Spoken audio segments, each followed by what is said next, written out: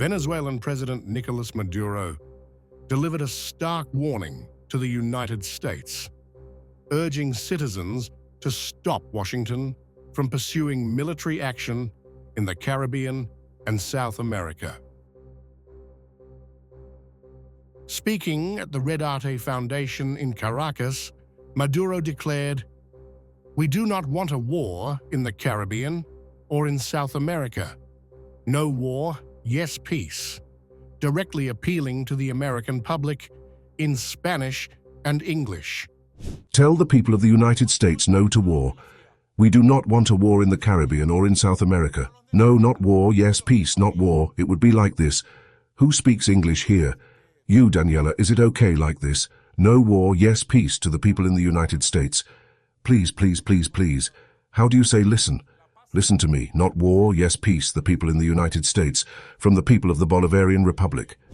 Maduro unleashed a scathing critique of U.S. interventions, citing CIA-backed coups across Latin America. How long will the CIA coups continue? Latin America rejects them, he said, linking historical atrocities to ongoing U.S. influence.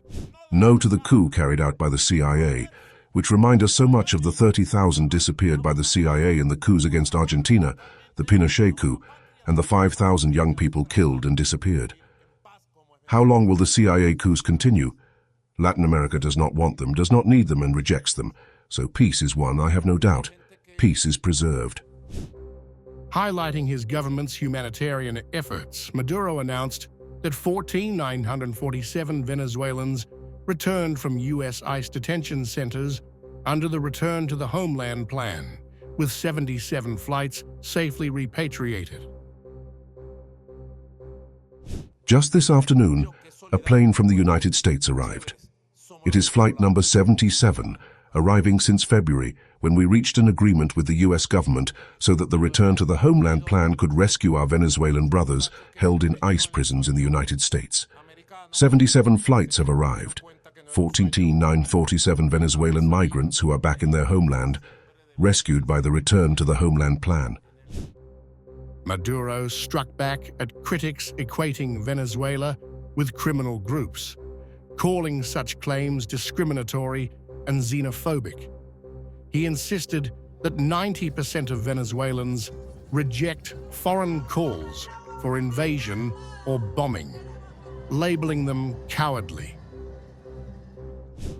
The president also celebrated Venezuelan identity, telling citizens abroad that they discovered the nation's values and generosity, contrasting starkly with broken promises of the so-called American dream.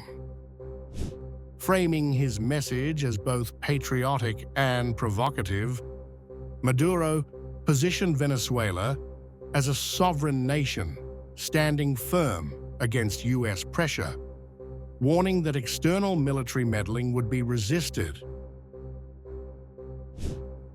With a mix of historical warnings, humanitarian pride, and direct appeals to the U.S. people, Maduro's speech challenges Washington while reinforcing his image as a defender of Venezuelan sovereignty and peace.